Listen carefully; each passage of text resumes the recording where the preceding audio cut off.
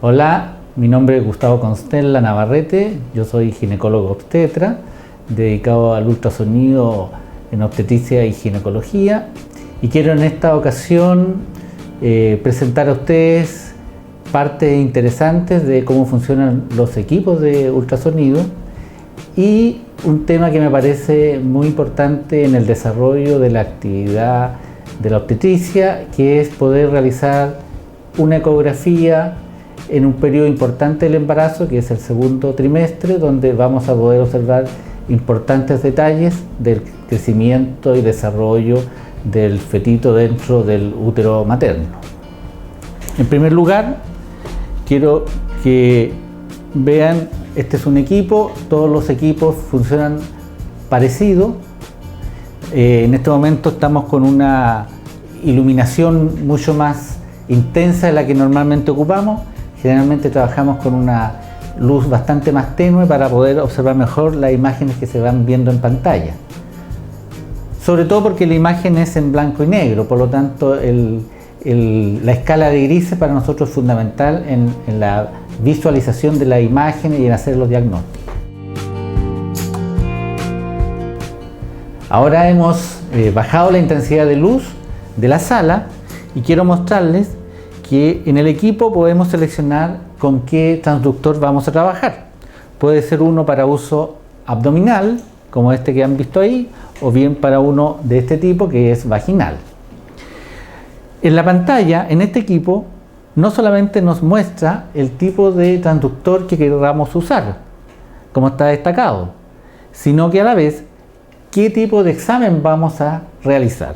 Podemos elegir usar abdomen para ver órganos abdominales internos, obstétricos si queremos ver partes del feto dentro de la embarazada, ginecológica, que tiene que ver con la parte del examen de útero o de ovarios, u otras alternativas que los equipos puedan usarse y que estén capacitados para ello.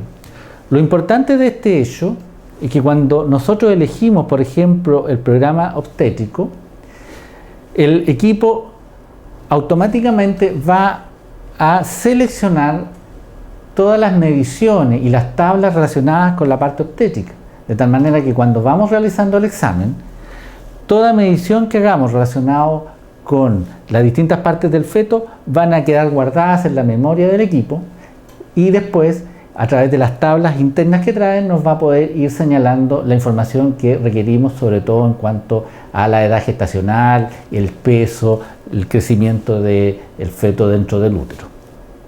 Y eso en relación a los transductores. En general, los equipos funcionan todos de la misma manera. Tienen, por ejemplo, un cuadro principal que se ve en la pantalla, o bien podemos tener dos cuadros principales funcionando en la misma pantalla.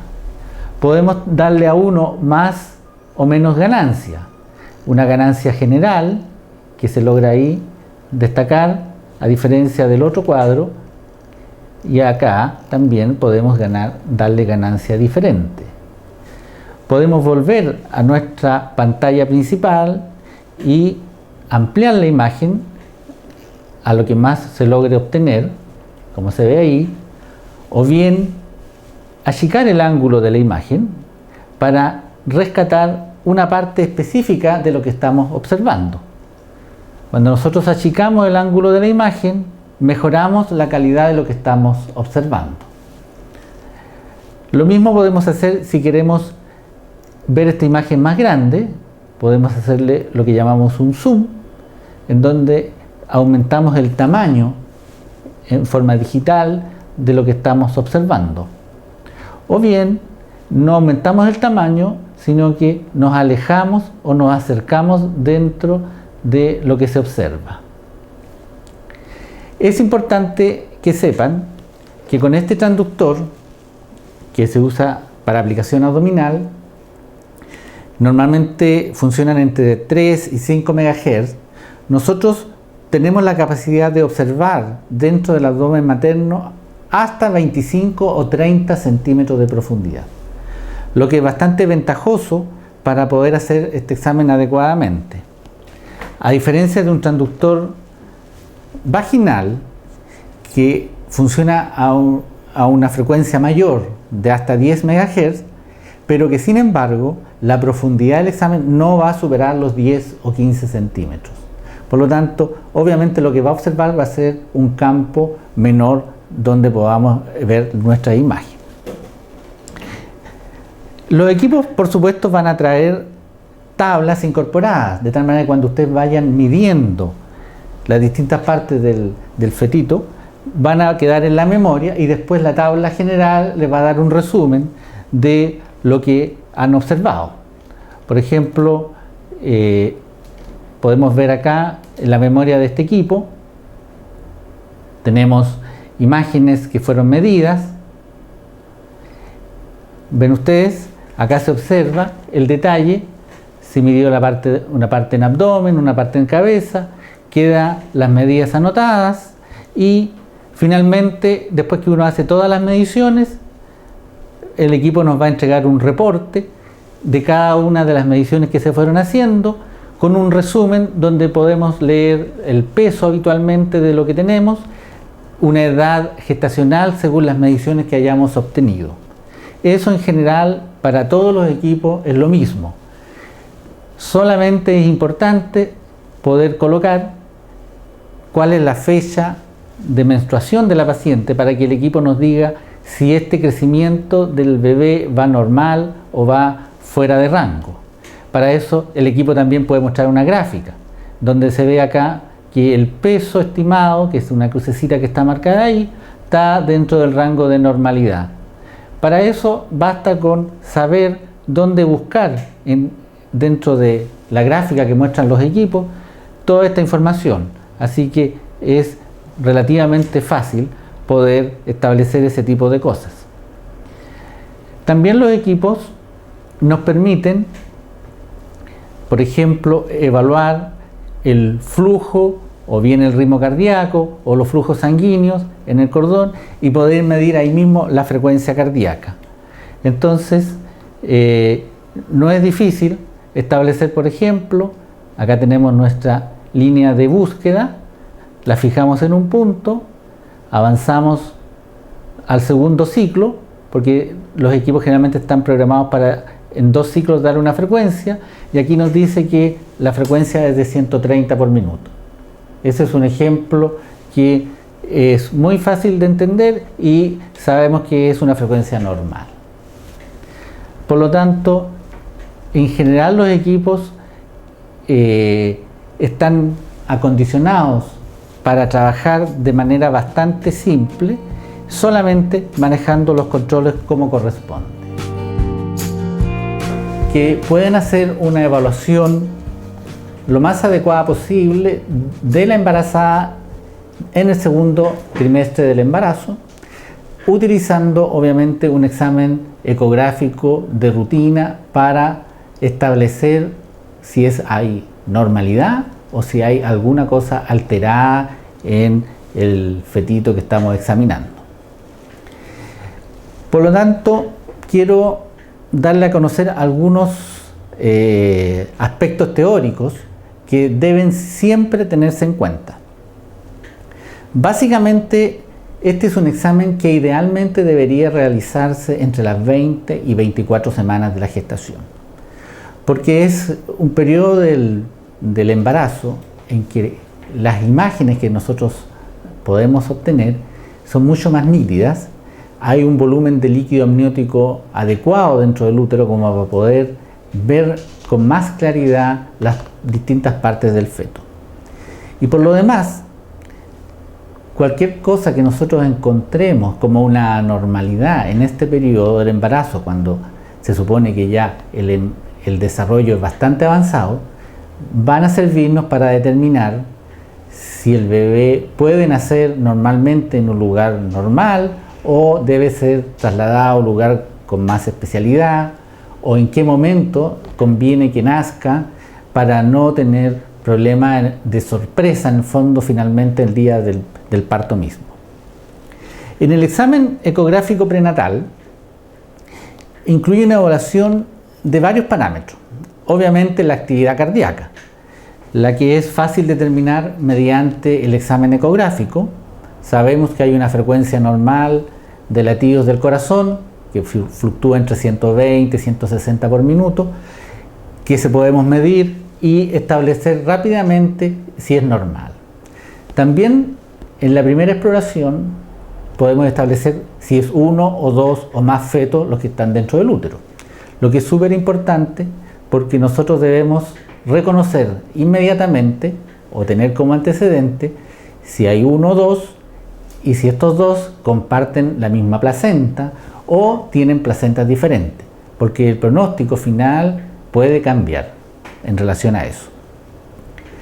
La edad gestacional o el tiempo de embarazo que lleva una paciente, nosotros lo podemos asumir por lo que la paciente nos diga como antecedente de su última menstruación. Pero en ocasiones, no es raro, tenemos que decidirlo a través de lo que el examen ecográfico entrega. Y eso lo logramos con las mediciones de las distintas partes del feto que están establecidas como las que normalmente deben medirse para poder llegar a ese diagnóstico. En general, cuando nosotros hacemos ya la medición de las partes fetales que nos interesa, debemos hacer una inspección sistemática de los distintos órganos que componen el feto para poder saber o decidir si realmente es todo normal o hay algo que es patológico. Y asociado a esto también, como ya lo mencioné, el tema de la placenta, el líquido amniótico, la relación con el cuello del útero, son importantes para saber qué está pasando en el ambiente interno, ¿no es cierto?, de este embarazo. Por lo tanto, el operador o quien hace la ecografía no solamente debe medir y establecer esos hechos, sino muchas veces también dejarlos guardados en imágenes, para que después, como ven acá, se puedan corroborar o revisar. Cuando nosotros examinamos, por ejemplo, la cabeza, hacemos algunos cortes que son como cortes estándares, cortes transversales, donde nos van a poder decir cuáles son las estructuras que tenemos que revisar y medir. Cuando nosotros vemos la cara del fetito, también tenemos que hacer algunas imágenes que son como estándares, que nos van a ayudar a establecer si hay normalidad o anormalidad, que enseguida quiero mostrar algunas imágenes. Lo mismo en relación al tórax, el corazón básicamente, una vista muy típica que nosotros tenemos que lograr siempre es una vista de las 4 cámaras cardíacas. A nivel de abdomen, cómo se debe establecer la medición normal del abdomen, porque es fundamental en la determinación del peso fetal. Establecer la visión o la visualización de la columna y sus distintos segmentos, desde la región cervical hasta la región sacra, con cortes ya sea de arriba abajo o longitudinales, como llamamos, o cortes transversales. También es importante medir algunos segmentos óseos de las extremidades. Básicamente el que habitualmente medimos siempre es el fémur, pero en distintas patologías tenemos que medir más que eso. Distintos huesos del cuerpo nos van a ayudar a tener mejor diagnóstico. Y la evaluación cuantitativa, que es lo que yo le mostraba acá, es lo que se refiere ya a los valores de cada tramo. Por ejemplo, si vamos a medir la cabeza, vamos a ver un diámetro biparietal, vamos a medir un diámetro occipitofrontal. Si vamos a ver el abdomen, vamos a ver un diámetro anteroposterior y un diámetro transversal. Porque todo eso nos va a servir para establecer finalmente la edad gestacional y el peso que en el momento del examen ecográfico podemos adjudicarle a este bebé. Quiero mostrar acá en imágenes lo que me interesa que vayan observando. En la cabeza normalmente hay algunas estructuras que siempre se deberían ver. Tenemos, por ejemplo, acá dos cortes transversales del cráneo del feto, o cortes axiales, como también se les conoce. Este es un corte que llamamos transventricular, donde con más claridad, en vivo, haciendo la ecografía, siempre deben verse algunas estructuras típicas. Una de ellas es lo que llamamos los ventrículos. Los ventrículos laterales, que normalmente siempre van a observar que se ve mejor la parte inferior que la parte superior. Porque en ecografía todo lo que signifique hueso va a significar un impedimento natural a la imagen. En cambio, la parte posterior, que está más lejana al hueso que la cubre, se van a poder observar algunos detalles. Y en este corte transventricular, donde además también vemos una pequeña zona más oscurita, que se llama el cavum septum pellucidum, que debe estar presente siempre, porque si no lo está, significa que hay una anormalidad. Ustedes pueden medir los diámetros de la cabeza, el diámetro biparietal, el diámetro occipital.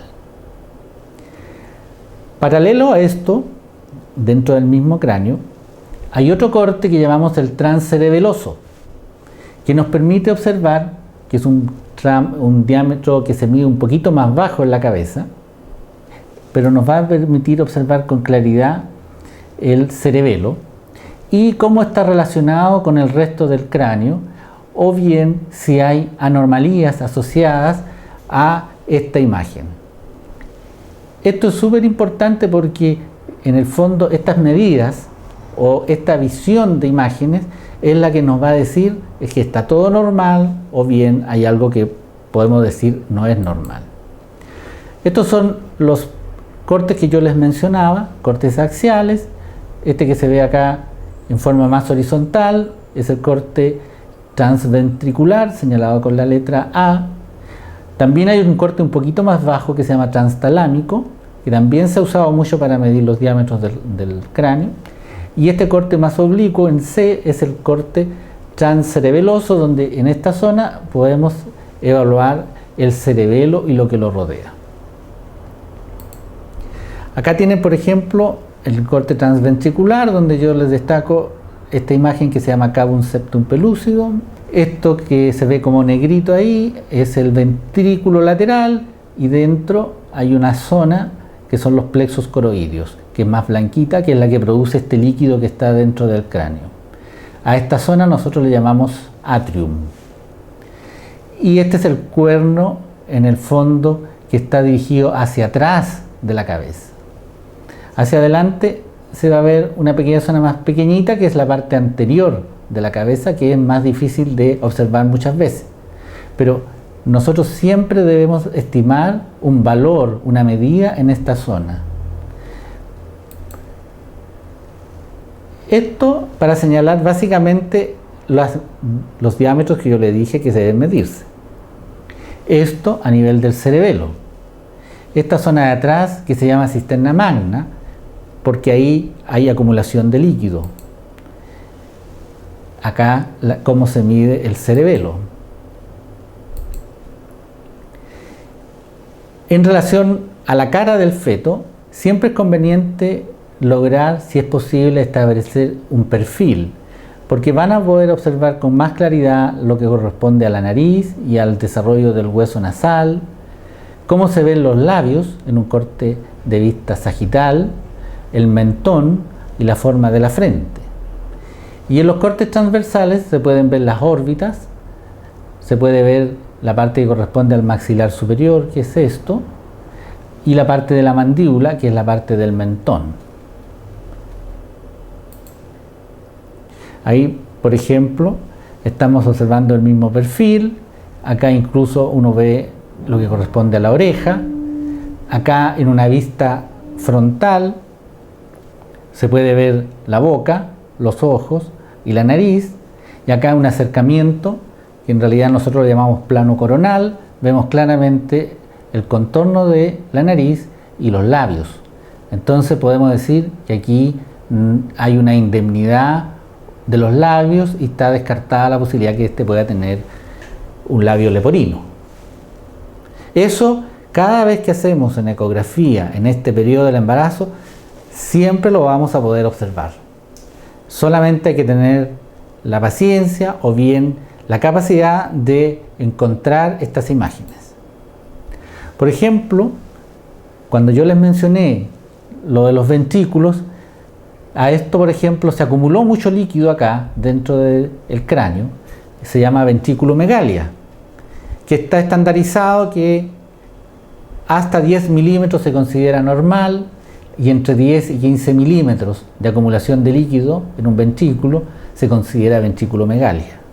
Si ya supera los 15 milímetros, estamos hablando de hidrocefalia, que obviamente es una entidad patológica importante de poder reconocer e informar, ¿no es cierto?, a la madre y obviamente para que los especialistas manejen el caso, sobre todo después que nace el bebé. Por ejemplo, acá yo les muestro imágenes de hidrocefalias donde se ve una gran acumulación de líquido, donde no se ven las estructuras que ya les mencioné que deberían verse, en dos tipos de hidrocefalia distintos, donde obviamente según la intensidad del problema va a ser el pronóstico una vez que nazca el bebé y los tratamientos que vayan a requerir, dónde va a tener que nacer. Todas esas cosas son importantes si uno encuentra hechos patológicos. Tenemos, por ejemplo, signos indirectos que llamamos de espina bífida, donde vemos que hay una dilatación de los ventrículos dentro del cráneo, el cráneo como que se deforma un poco y acá nosotros lo denominamos como el signo del limón. El cerebelo, que normalmente ya les mostré cómo debería verse, se encorva y se le denomina el signo de la banana, que son en el fondo indicios, estos indicios vistos en conjunto, de que hay una patología, una anormalidad. Y en este caso son signos indirectos de una patología que se llama espina bífida.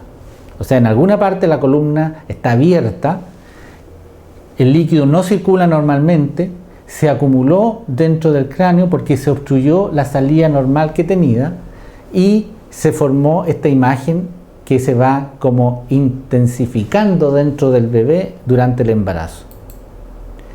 Esto, por ejemplo, la columna en condiciones normales, vemos una columna en un corte sagital o longitudinal de la columna, o bien si la queremos ver en cortes transversales, vamos viendo vértebra por vértebra, que son los planos axiales, y si está la zona de la piel y de las vértebras correctamente cerradas durante todo el trayecto de la columna. Ocurre, como yo les mencioné, en la espina bífida, distintas alteraciones. Una de estas es el meningocele, donde la columna no se cerró normalmente, quedaron las vértebras abiertas, por lo tanto se acumuló líquido en forma anormal y que empieza a crecer, a formar una tumoración líquida en algún lugar de la columna. Estas alteraciones, el meningocele, puede aparecer en cualquier parte de la columna, desde la zona cervical hasta la zona sacra inclusive. Entonces, cuando uno logra ver este tipo de imágenes en un examen de rutina de esta segunda etapa o segundo trimestre del embarazo, en que teóricamente debería poderse diagnosticar, ya se puede establecer que hay una enfermedad, que hay un diagnóstico. O bien, si hay una sospecha de algo que se pueda derivar para que sea visualizado o estudiado con alguien con la mayor expertise posible. Más abajo, o en relación con el tórax, tenemos una vista muy típica que es la del corazón. Pero básicamente quiero que observen primero lo que es el tórax. En el tórax normalmente vemos obviamente el corazón, pero también deben observar que a su alrededor están los pulmones y que normalmente se deben observar como un tejido muy homogéneo, grisáceo, que no tiene mayormente zonas oscuras o muy blancas, sino que es bastante parejito. Esta zona de acá corresponde a la columna, esto correspondería a la zona del esternón, del tórax, y rodeándolo obviamente las costillas. Nunca en una imagen del tórax debemos ver más de una línea de costillas, si no significa que no estamos viendo bien cómo se debería hacer la imagen de tórax. Generalmente cuando observamos el tórax debemos ver que el corazón está relativamente inclinado en relación al eje principal, y eso es lo normal. Está inclinado alrededor de 45 grados hacia la izquierda, que es lo que normalmente ocurre. Ahora, hay varias formas de establecer cuál es el lado izquierdo en realidad del tórax para poder decir que sí está hacia el lado izquierdo, porque bien puede ocurrir que el corazón esté desviado hacia el lado derecho y eso ya no va a ser normal. Y el corazón además no debe ocupar más de 1/3 del tamaño completo del tórax. Entonces, esas son cosas que visualmente deben estar presentes cuando uno está observando el tórax del fetito dentro del útero. Normalmente van a observar un pequeño círculo por delante de la columna que se ve entre el corazón y la columna, que corresponde básicamente a la aorta torácica, que está recorriendo el tórax de arriba a abajo. Y siempre esta aorta va a estar al lado izquierdo de la columna, si uno la mira en este sentido. Nunca debería estar al otro lado. Y nos está indicando que para ese lado está apuntando el corazón. O sea, eso es lo normal. Y eso se llama situs solitus. El corazón, ya les mencioné, tiene imágenes que son bastante típicas. Están lo que nosotros llamamos las cámaras cardíacas, que acá se la estaba mostrando, que corresponde básicamente a las dos aurículas, a los dos ventrículos, que pueden ser fácilmente observados en una ecografía haciendo el corte correcto. Tanto la aurícula izquierda, la aurícula derecha, el ventrículo derecho y el ventrículo izquierdo. Y el hecho que haya cierta simetría o una imagen normalmente vista de esta estructura, tanto de las divisiones que separan las cámaras, que son esas que llamamos la cruz del corazón, nos indica que hay cierta normalidad, porque cuando esta imagen es muy deforme, está muy deformada o asimétrica, obviamente que implica que hay algo que no está bien. Además, si uno ya se dedica más al tema ecográfico y quiere ver otras estructuras, va a poder observar con más claridad, por ejemplo, dónde está conectada la aorta con el ventrículo izquierdo, o bien la arteria que sale del ventrículo derecho, que se llama arteria pulmonar, que se va hacia un pulmón y hacia el otro pulmón. Pero estas son cosas a veces más complejas o más detallistas, que no necesariamente tienen que ser visibles o que cualquier ecografista inicialmente las pueda reconocer. Acá, por ejemplo, tenemos en una patología que tiene que ver con defectos de los tabiques, del tabique, por ejemplo, entre los dos ventrículos, lo que llamamos CIB, que es la comunicación de dos ventrículos, o sea, hay un hoyo y se comunican los dos ventrículos en forma anormal. Entonces, la cruz que veíamos inicialmente parejita, aquí no existe, porque hay una zona que no está, y esto se llama comunicación interventricular. Esta es bastante grande. Puede estar muy cerquita de la separación entre aurícula y ventrículo, en la zona que llamamos perimembranosa del tabique interventricular, o bien más distante hacia la punta del corazón, que es la zona más muscular del tabique interventricular, y que normalmente o clínicamente cuando nacen estos bebés se van a reconocer fácilmente por los llamados soplos cardíacos. Cada vez que nace un bebé con una de estas alteraciones, el pediatra, al auscultarlo, va a escuchar un ruido anormal en el flujo de sangre y es lo que conocemos como soplos. Hay otras causas de soplo, pero esta es una de las que pueden los pediatras hacernos sospechar que había algo en el corazón que no estaba completo. Acá se ve, por ejemplo, una alteración mucho más grande, donde prácticamente hay como un gran orificio al centro del corazón. Los tabiques, tanto que separan las aurículas de los ventrículos, no están bien formados, o está incompleto el tabique principal del ventrículo, que es aquí, se forma como una abertura inmensa, que es lo que llamamos canal atrioventricular. Esto obviamente es una patología de severidad mayor, obviamente debe ser derivada precozmente para que finalmente el nacimiento ocurra donde corresponda. Por ejemplo, también podemos encontrarnos con que dentro del tórax se acumuló líquido y el corazón está como apretado, porque todo esto negro que ustedes ven es líquido. En general deben saber que en ecografía siempre los líquidos se van a ver de color negro, no importa el tipo de líquido que sea, ya sea líquido amniótico, orina, líquido dentro del estómago o dentro del cerebro, siempre se van a ver de color negro. Por lo que inmediatamente uno se da cuenta que hay una cantidad muy anormal de líquido y casi no hay pulmón. El pulmón puede que esté muy desplazado o comprimido contra las costillas y prácticamente no se va a desarrollar. Lo que una condición así hace que sea incompatible con la vida si es que llegan a ser, porque no va a tener pulmones desarrollados. Eso también es una situación extrema que obviamente tiene que llamar la atención al mirarla en la pantalla. Más abajo, voy a avanzar un poco más, acá tenemos el abdomen fetal. El abdomen fetal, que en general se debe observar en forma circular, nosotros debemos reconocer algunas estructuras habitualmente. Una de ellas es el estómago, que siempre va a ser, como yo les decía, de color negro porque tiene habitualmente líquido que hace que sea fácil reconocerlo.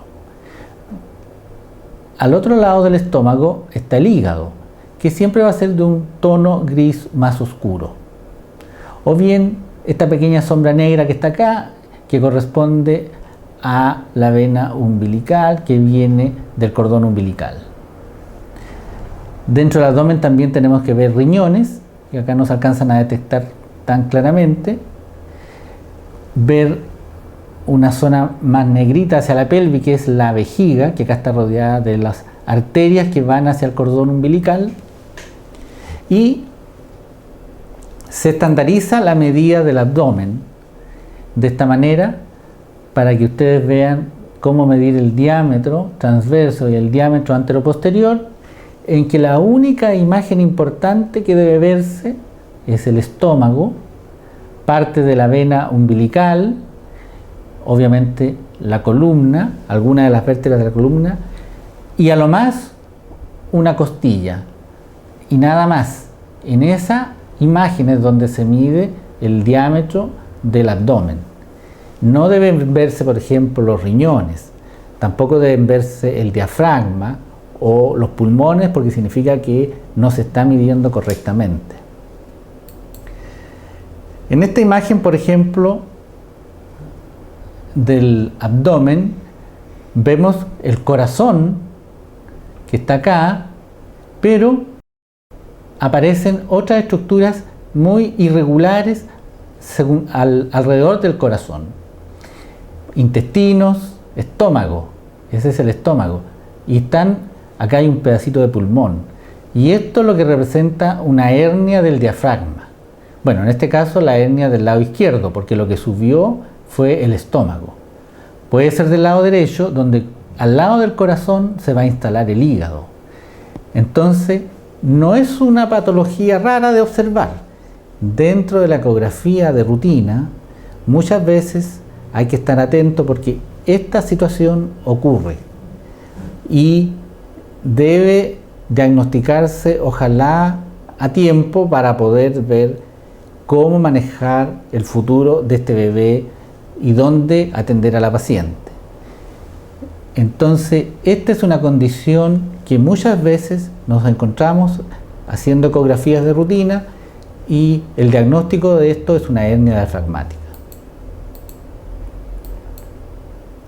También en el estómago o en el abdomen, más bien dicho, podemos a veces observar imágenes que nos muestran como dos estómagos grandes, dos zonas negras ovaladas que aparentemente son estómagos y que le llamamos imagen de doble burbuja, que en el fondo corresponde a una parte del duodeno y a una parte del estómago. ¿Por qué? Porque el duodeno está o obliterado o cortado o excesivamente angosto, que se conoce como atresia duodenal, donde impide que el líquido que pasa por el estómago, sigue por los intestinos, avance finalmente hacia la zona del colon. Finalmente, ¿qué se va a manifestar en este bebé? Va a ser que hay una zona negra asociada a otra zona negra dentro del abdomen donde hay acumulación de líquido y que no es raro de ver y no debiera ser difícil de diagnosticar y se llama atresia duodenal, o sea, el intestino está interrumpido y el duodeno se dilata junto con el estómago. También es súper importante reconocer en el abdomen donde está la salida del cordón umbilical, porque muchas veces donde está la salida del cordón umbilical aparece una entidad que llamamos onfalocele, que significa que la zona del ombligo está dilatada, no está cerrada completamente la pared del abdomen, justo donde nace el cordón umbilical. Y esto hace que algunas estructuras del abdomen salgan hacia la zona del cordón, y lo que se llama onfalocele, que puede solamente o contener parte del estómago o intestinos, pero incluso puede a veces hasta el hígado salir hacia esta estructura dilatada que llamamos onfalocele. Es interesante porque normalmente esta enfermedad se asocia a algunos trastornos cromosómicos, por ejemplo la trisomía 18 o la trisomía 13, que normalmente tienen baja sobrevivencia. Entonces el onfalocele, que se puede observar con bastante facilidad, el nacimiento del cordón umbilical asociado al abdomen. No es raro y con mucha frecuencia veamos que en los riñones aparecen pequeñas acumulaciones de líquido que podemos determinar y medir, porque ocasionalmente la salida de la orina desde los riñones hasta llegar a la vejiga puede estar obstruida, o bien el conducto ureteral ser muy angosto o estar obstruido por valvas que impiden que la orina salga normalmente y se va a acumular este líquido justo ahí en el riñón, en la pelvis del riñón, y es lo que nosotros conocemos como pielectasia renal, que la podemos ir midiendo y ir evaluando durante el transcurso del embarazo. Generalmente, si esto ya sobrepasa un valor mayor a 10 milímetros, puede desencadenarse en una hidronefrosis fetal, donde ya la cantidad de líquido que acumula está dañando el tejido del riñón, el parénquima renal, y obviamente va a tener un pronóstico más malo al momento de que nazca, porque puede indicar que ya no hay salida hacia la vejiga de la orina. Y es una condición que se observa con frecuencia en los exámenes ecográficos. Por lo tanto, hay que ver y hay que tratar de observar cómo se ven los riñones siempre que vemos el abdomen del feto. Por otra parte, también tenemos las extremidades. Normalmente tenemos la mano, que se puede o visualizar abierta, como en este caso, o apuñada, y si está apuñada, tratar de reconocer que están las falanges visibles, el número de ellas. Acá claramente se ve que tiene los 5 dedos, pero puede ocurrir que tenga a lo mejor un número mayor de dedos y debería, al contar la falange, poder establecer si es verdad o no. La pierna, por supuesto, que la apariencia de la pierna sea la normal, en el sentido de que está el muslo, la zona de la rodilla, la pierna que hace un ángulo adecuado con el pie, habitualmente un ángulo de 90 grados.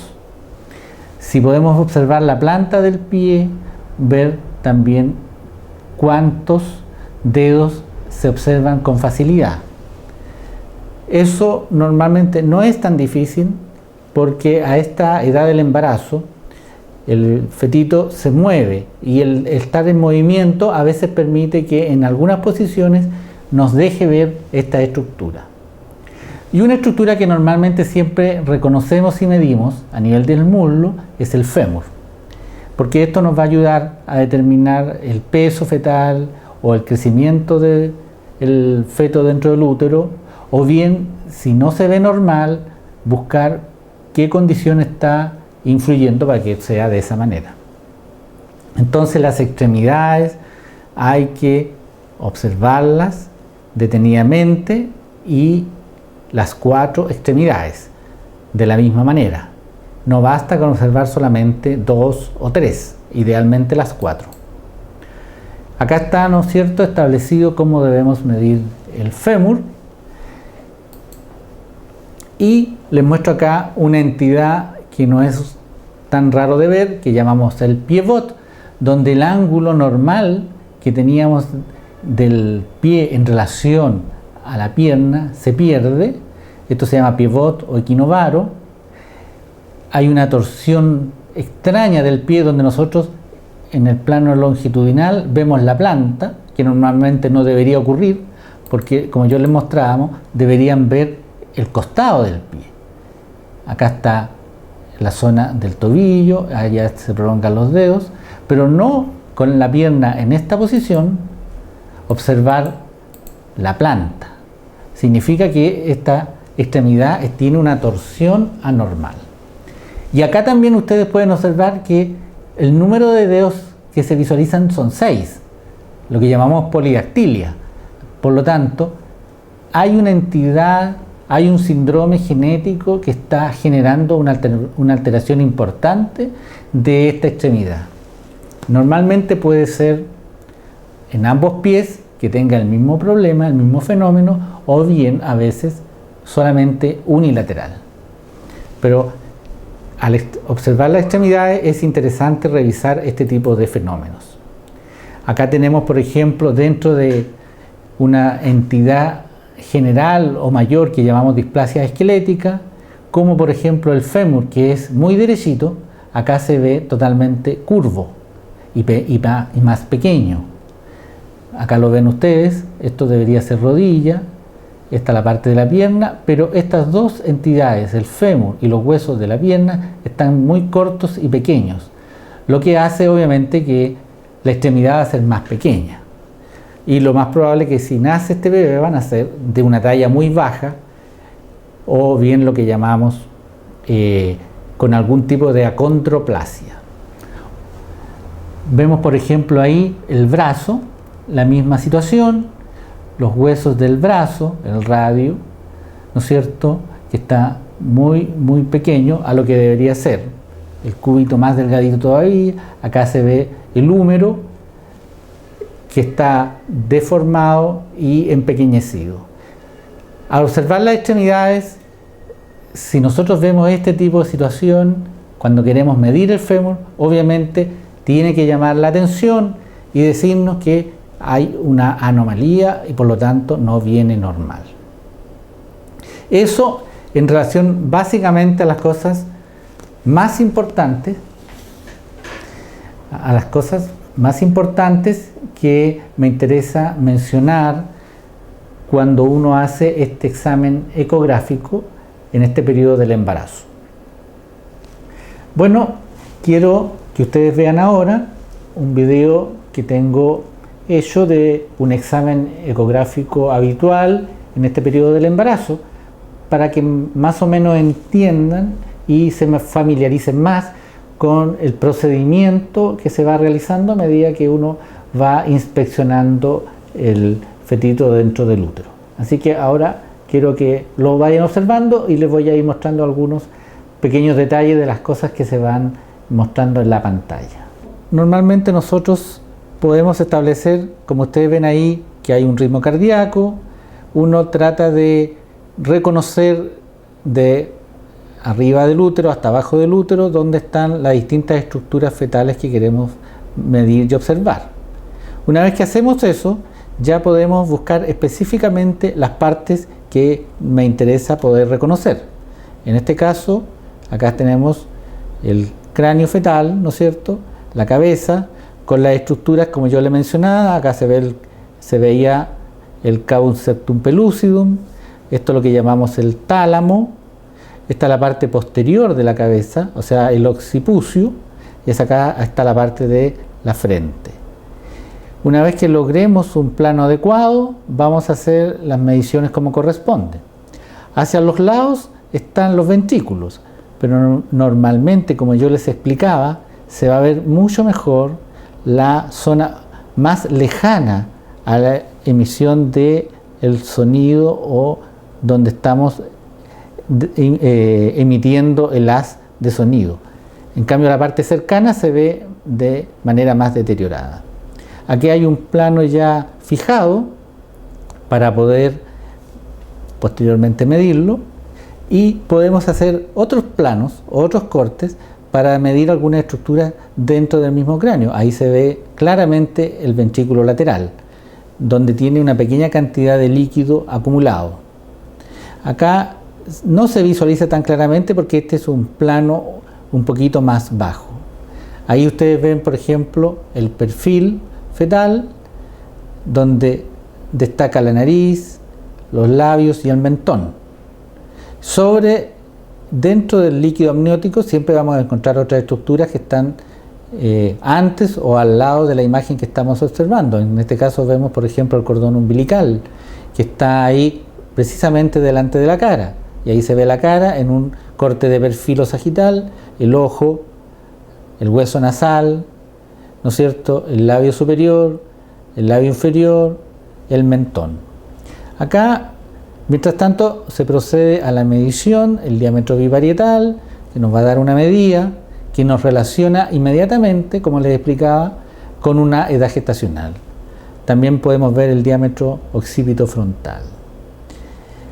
Posteriormente, para poder lograr establecer si nuestra edad gestacional es la correcta, deberemos seguir haciendo mediciones. Una medición importante que nos ayuda bastante es la medición del cerebelo, que se logra identificar en esa zona del cráneo. Acá se ve el cavum septum pellucidum, acá se ve en la parte posterior el cerebelo. Esta estructura, que se llama cavum, deben verla siempre. El no verla no es normal. Lo mismo que la forma en que el cerebelo se puede visualizar. Una vez que se logre la mejor imagen, se va a fijar en la pantalla y la vamos a poder medir.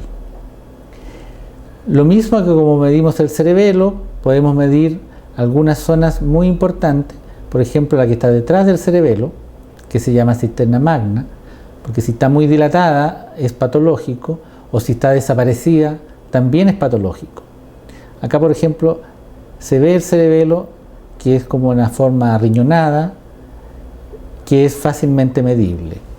En un corte un poquito mayor, más alto, vamos a ver el ventrículo lateral, que si tiene una cantidad de líquido mayor de lo normal, nos va a indicar que haya una patología en el desarrollo del cerebro de este bebé. A esto nosotros le llamamos la zona del atrium. Acá está el cerebelo, ahí se mide, lo que relaciona esta medida con la edad gestacional que tiene este bebé. Y acá la medición del atrium para establecer si está dentro de los rangos de normalidad, que nunca debe ser mayor a 10 milímetros. Si no, hay una acumulación excesiva de líquido dentro del cráneo. Ahí, por ejemplo, se ve la lengua saliendo de la boca del fetito. Se ven los labios, entonces, que están alrededor de la boca, o sea, formando la boca, alrededor de la lengua, y se ven totalmente indemnes. En un corte un poquito más bajo, a nivel del tórax, como yo les explicaba, está el corazón, pero también se ven los pulmones, que se ven generalmente más grisáceos, pero de un tono parejo. ¿Se fijan? Acá está el corazón, en la posición en que está actualmente el feto dentro del útero. Está el ritmo cardíaco, que lo podemos escuchar. Vemos que la ritmicidad es la normal, por lo tanto ya descartamos que tenga algún proceso de arritmia, y enseguida medimos la frecuencia cardíaca y establecemos que está en una frecuencia de 141 latidos por minuto, que es absolutamente normal. En la imagen cardíaca vamos a observar, por ejemplo, vamos a medir en esta imagen, primero vamos a medir el abdomen, que es otra de las medidas importantes que nosotros hacemos cuando queremos determinar sobre todo el peso del feto. Y una estructura que siempre les dije que debería verse es el estómago. El estómago, que está ahí claramente, la vena umbilical en la zona cercana al hígado, también la debemos ver normalmente, esta zona más blanquita que corresponde a la columna. Ese es el perímetro del abdomen que normalmente es el que medimos. Y en las extremidades, que ya les mencioné, habitualmente se logra una imagen lo más nítida del fémur, que es ese hueso que está en el muslo, para poder también establecer las medidas necesarias que nos indiquen la edad gestacional y el peso fetal. ¿Qué es lo que está ocurriendo en este instante? Estableciendo los cortes más propicios para poder realizar esas medidas. ¿Ven? Ahí se ve el hueso del fémur. Hay que buscarlo de manera que uno pueda medirlo perfectamente. Ahí está el abdomen. Uno trata de dar el perímetro lo más parejo posible, lo más circular posible, porque eso es lo que más se va a acercar a la realidad. Ahí se ve claramente el estómago. Cuando ustedes hagan esta medición, tienen que ver el estómago perfectamente. La zona de la vena umbilical, en lo que nosotros llamamos la zona del seno portal, a nivel del hígado. El fémur, en esa zona. Y ahí se está midiendo el abdomen. Siempre el abdomen se mide de piel a piel, ya sea en el diámetro anterior como en el diámetro transverso. Y el fémur se mide, como está mostrado ahí en la pantalla, de un extremo a otro de los puntos de osificación más periféricos, de un lado al otro lado, de tal manera de tener un valor que es lo que nos va a dar finalmente el tamaño fetal. Vamos a volver ahora a lo que es tórax, una vez que ya tenemos las medidas más importantes determinadas, tanto a nivel del cráneo como a nivel de abdomen y extremidad, para hacer una revisión ya más detallada de estos órganos, tanto torácicos como abdominales, que es lo que nos interesa ver. Este es un corte longitudinal del tórax y del abdomen. Ahora en un corte transversal vemos el abdomen acá y el tórax, inmediatamente la parte superior, acá, para que ustedes visualicen lo que conversábamos acerca de las cámaras cardíacas, la cruz del corazón. Esta aorta me indica que para acá está el lado izquierdo. Entonces, si nosotros ponemos esta guía, que es el lápiz, en este sentido, vemos que el corazón apunta con más normalidad hacia el lado izquierdo. Eso. Y esos son los 45 grados normales que debe tener el corazón, rodeado por el pulmón. Acá se ven claramente las cavidades cardíacas, se identifica perfectamente la aurícula izquierda, la aurícula derecha, el ventrículo izquierdo y el ventrículo derecho. Los ventrículos no son iguales. El ventrículo derecho siempre tiene algunas estructuras internas que lo hacen diferenciado del ventrículo izquierdo. Esto es un corte un poquito más alto sobre el corazón, donde están mostrando los vasos arteriales que salen del corazón básicamente. Esta es la arteria pulmonar que nace del ventrículo derecho y al medio está la aorta que está saliendo del ventrículo izquierdo. Y acompañando a ello hay otro vaso que se llama, ahí está, la vena cava superior, que va en dirección hacia la aurícula. Ahí ven el corazón, ¿no es cierto? El corazón siempre lo observamos obviamente en movimiento para ver cuál es la dinámica de funcionamiento, que el tabique esté perfectamente indemne, que no haya flujos de sangre pasando de un lado al otro, como se ve acá en el monitor. La sangre circula pero en forma independiente entre las cavidades que están unidas dentro del corazón y separadas por este tabique. Lo mismo a nivel de la aurícula. Con eso ya podemos decir que lo menos probable es que tenga un defecto de los tabiques o la comunicación interventricular que yo les mencioné antes. Ahí está, por ejemplo, el ventrículo derecho y cómo sale la sangre hacia la arteria pulmonar que la lleva hacia los pulmones. Paralelamente también en otros cortes sí, se ve cómo del ventrículo izquierdo va saliendo la sangre hacia la aorta. Eso es importante porque estableciendo que estas rutas de comunicación dentro del corazón y la aorta y la arteria de los pulmones, una vez que logramos hacer ese tipo de observación, nos da bastante más tranquilidad en el sentido de que puede irse descartando alguna malformación congénita cardíaca que está entre las más frecuentes y que es de las que más cuesta a veces diagnosticar. Por lo tanto, si algo no nos parece normal o nos parece muy sospechoso de que es patológico, idealmente siempre debemos derivarla para que se le haga el examen más específico, más de especialidad y poder descartar finalmente si realmente hay algo anormal o no. Así que cuando ustedes observan el tórax y observan el área cardíaca, también tienen que ver que está el área pulmonar correctamente, no existe líquido acá acumulado, ¿se fijan? Rodeando los pulmones por ninguno de los dos lados, tampoco rodeando el corazón, porque si hay acumulación de imágenes negras cercanas, obviamente hay algo que no es normal, o ya sean de forma redondeada como quiste o en forma laminar como muchas veces está el líquido que rodea los pulmones. Ahí está el corazón en distintas formas de cómo uno lo va examinando para poder tener la tranquilidad y decir que va desarrollándose correctamente. Ahí se ve la salida que yo les mencionaba de la sangre por la aorta. O sea, este es el ventrículo izquierdo que se continúa con la aorta y con sus válvulas funcionando normalmente. Así que eso es una muy buena imagen para poder decir que tanto los vasos arteriales que están saliendo del corazón como el corazón mismo se ve normal.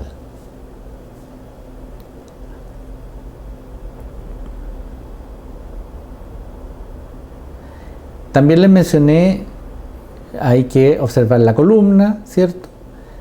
En el corte longitudinal vemos que la columna tenga la indemnidad normal, de que las vértebras están más o menos simétricamente formadas, que no hay aberturas en la columna.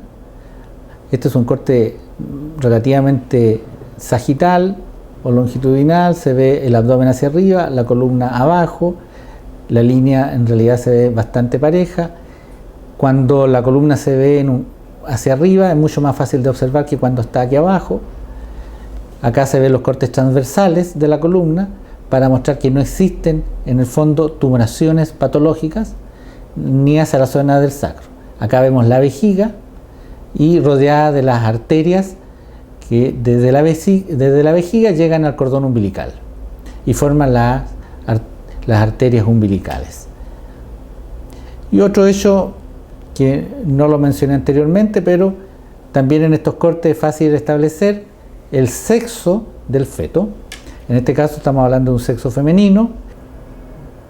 Bueno, esto ha sido una pequeña muestra, un resumen de las cosas importantes y más interesantes en el desarrollo del embarazo, como es este periodo, que es el segundo trimestre, donde debemos observar muchas situaciones o muchos detalles importantes para poder tener un diagnóstico correcto de la salud del feto y poderle dar la tranquilidad adecuada a los padres, ¿no es cierto?, para que sepan cómo viene su hijo.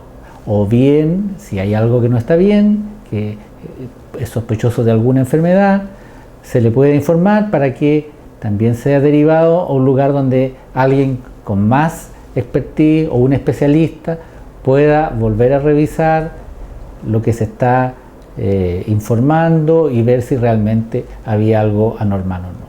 Así que espero que les pueda ser de utilidad para poder desarrollar los exámenes ecográficos lo más correcto posible. Muchas gracias.